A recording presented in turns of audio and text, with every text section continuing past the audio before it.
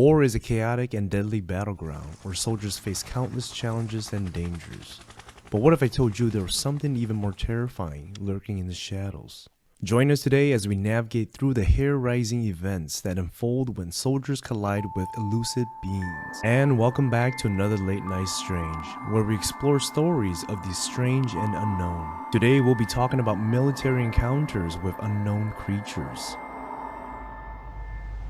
Our journey starts off back in 2002, where the tales of the Green Berets were dispatched to locate a vanished team in the treacherous mountains of Kandahar, Afghanistan. Initially suspecting an enemy ambush, their investigation took a perplexing turn for the worse. While this team of Green Berets walk up a goat trail up in the Kandahar mountains, the eerie scene revealed bones, torn clothing, and pieces of military equipment scattered throughout the trail, which was suspected to belong to this missing unit. As they walked up this goat trail and advanced higher into the Kandahar mountains, they came upon these huge cluster of cave systems. And as the team explored the mouth of one of these cave entrances, they noticed that once when they entered, the cave just drops right off into the dark abyss. As the team decided it was too dangerous to explore any further, they decided to take positions right outside the cave entrance. And a few moments later, out of nowhere, a huge spear hurls towards them from the shadows of one of these cave entrances, where it hit one of the members. Then suddenly outbursts this giant that wore animal clothing and had red hair and blue skin.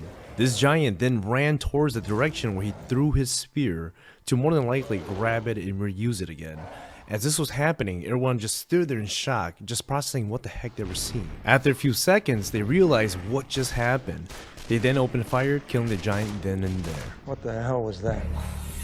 After this whole crazy ordeal that just happened, they want to go check up on their member, that one Green Beret that got hit with the spear, to find out that he actually died from his injuries. Shortly after, the team radios back to base, telling them exactly what just happened. The giant's body then was airlifted to secrecy, leaving the witness grappling with the reality of their encounter. As it was reported, this giant was at least 13 feet tall, had 6 fingers on each hands and toes, had red hair, blue skin, and weighed nearly 1,200 pounds.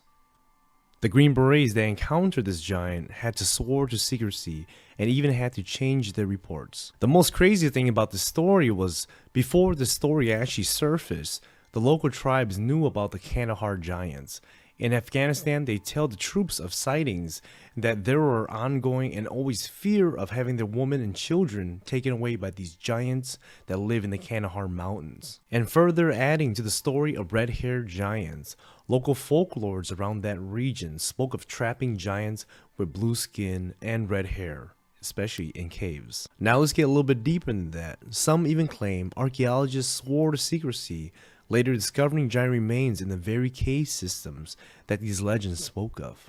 Similar tales echoes across cultures, including Norse lore, revealing a concealing world of giants hidden from the public knowledge. I know that our ancestors, far from naive, possess awareness of creatures we now consider mythical. So the veil of secrecy surrounding these encounters hints at hidden truths, I believe. Perhaps to shield the public away from unsettling revelations, I don't know. Could these mythical beings still lurk in the shadows, evading our awareness for their survival? Maybe. And if there are giants out there, I believe Afghanistan would be the perfect place for them, especially with all the cave systems. Let's move on. In 2014, the Ambrose Creek Saddle area of Montana, where a mystery deepens with accounts of 3 individuals meeting untimely fates. A logger found gruesomely torn apart, a trail jogger found a distance away from the trail at the foot of a cliff, and a wildlife biologist sent to investigate, never to return. It was reported by locals who lived near the area of Ambrose Creek Saddle that they seen a Black Hawk helicopter circling the sky, then what sounds to be like gunfire erupted, and with the area being closed for a certain amount of time, only intensified the mystery and speculation. Many speculate that the suspect was an aggressive Bigfoot. And just in that area alone of Ambrose Creek, there's actually a lot of reports of people seeing Bigfoot or multiple Bigfoots, and the locals truly do believe that there is a creature that roams their forests up in the mountains. Montana ranks number 31st for Bigfoot sightings in the United States alone, with 47 sightings of the 5,251 sightings in the database of the BFRO. Rumor has it that the military sent a special unit that could operate on US soil to go hunt this creature that was actually killing people in the Ambrose Creek area. Come on in, you fuckers. Come on in. Old Painless is waiting. This isn't the first time that I heard such a story. There was another story out there that claimed Navy SEALs went into North Carolina to hunt an aggressive Bigfoot in the Blue Ridge and Great Smoky Mountains. My question with that is, why would they send the Navy SEAL to do that kind of job when there's other units stationed at the North Carolina Army base? Whether these stories are true or not, they are still very fascinating to hear about. Now let's circle back to one of my previous videos where we venture into the aftermath of the Vietnam War, where soldiers were reported to have seen ape-like creatures when fighting in the country's dense jungle during the Vietnam-American War. They were known to the American troops as rock apes, and stories about them came in by the hundreds. In fact, so many rock ape stories came from one single location that it became known as the Monkey Mountain. And the crazy thing about that is Vietnam has no native apes within its borders. And the locals known about these creatures, which what they call batututs, or jungle people, describe as hairy ape-like muscular humanoids. Believe it or not, it wasn't just the US troops that was reporting these encounters with the rock apes, but Viet Cong troops alike told stories about being attacked by creatures that were human-like, have 5 inches long fang, and the ability to climb the terrain steep rocks with ease. They further described them to having red hair, ape-like features, and to often have their babies with them. Batutus were also said to be about 6 feet tall, have long limbs, protruding stomachs, and to live in packs. The interesting thing was they earned their name not for living on rocks, however, but because they threw rocks. Usually in response after rocks were thrown at them first, the primates would then launch the rocks back at the unsuspected soldiers, earning their name the Rock Apes. Next, we'll be heading into Russia. So in 1925, while pursuing soldiers of the ousted White Russian Army, a relentless Red Army troop searched the rugged terrain, hearing tales of a beast man who lived in the high reaches of the soaring Vanch Mountains. They then came upon a cave that looked to be like a stronghold that the White Army was hiding in. The commanding officer for the Red Army troops then ordered his men to open fire into the cave's opening, and to their surprise, a wild hairy creature ran out from the caves crying wildly into the hail of bullets. And as this creature fell to the ground mortally wounded, as they were all standing there in disbelief, several minutes has passed before the officer and his troops approached the beast, while it lay there sprawled out in the dirt before them, lifeless.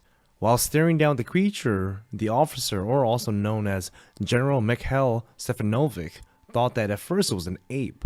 In his own words, quote unquote, it was covered with fur, but I knew there was no apes in the Palmiers, and moreover, the body looked far more human than ape-like, indeed fully human.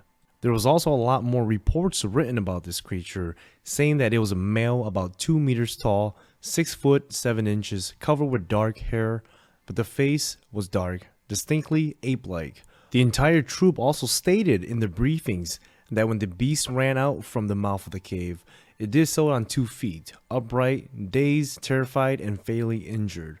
Others even said that the creature appeared to be in an obvious confused state of pain as it fell. But the briefing that goes into a lot more details states the corpse of a male was about 5.5 feet long, covered with dense grayish brown hair except for the face, ears, palms, knees, feet, and buttocks. There were shaggy hairs on the upper lip. The skins on the hands, knees, and feet was thickly calluses. The face was dark with dark eyes, a heavy and a massive lower jaw. Although the teeth were quite large, they seemed to be those of a human. The creature had a broad, unusual muscular chest, but otherwise its torso was much more like a man. Also, the body itself looked very much of that like a man. We tried pulling the hair to see if it was just an hide used for disguise, but found that it was the creature's own natural hair, We turned the body over several times on its back and its front and measured it. The creature that they shot is what we know today as the Yeti. In 1942 and 1943, the Solomon Islands experienced some of the fiercest fightings during World War II and are most famous for the bloody Battle of Guadalcanal. However, Japanese forces had more contend with than Allied soldiers on the Solomon Islands. While Japanese troops made their way throughout the remote island's thick rainforests, the soldiers often report coming across giant, hairy hominids ranging from 10 to 15 feet in height, covering long reddish-brown hair with prominent browns, flat noses, and wide mouths. The creatures had immense arms and were known on occasion to carry even weapons such as clubs. It was reported that the giants were known to be quite aggressive and even attacked on occasion. Several units described these terrifying beasts crashing through foliage to ravage squads of soldiers, or even snapping apart trees and branches in threatening display of power. Bullets were said to have little effects on them, and the soldiers would be kept up all night by inhuman wailing from the dark as the strange creatures wandered the night. Of course, the Solomon Islands have a long history of mysterious giants, and the local people are well aware of them. There's also a really rich tradition of folklores, as well as sightings and footprint evidence of giant hairy hominids on the island that continue right up to this present day. So the famous question is, what exactly are these creatures? That question until this day is still unknown, but the belief in their existence is strong across the world. Are they a relic human species, completely unknown ape-like creature, or something else altogether? Put your thoughts and comments down below in the comment section. I would love to hear them, but that is all I have for you guys today. I just want to thank all you guys for watching, and for those of you who like this kind of content, please like and subscribe. I will see you guys all on the next episode of Late Night Strange. Goodbye, guys. And like always, stay strange. Not spooky anymore. Stay strange. Bye-bye, guys.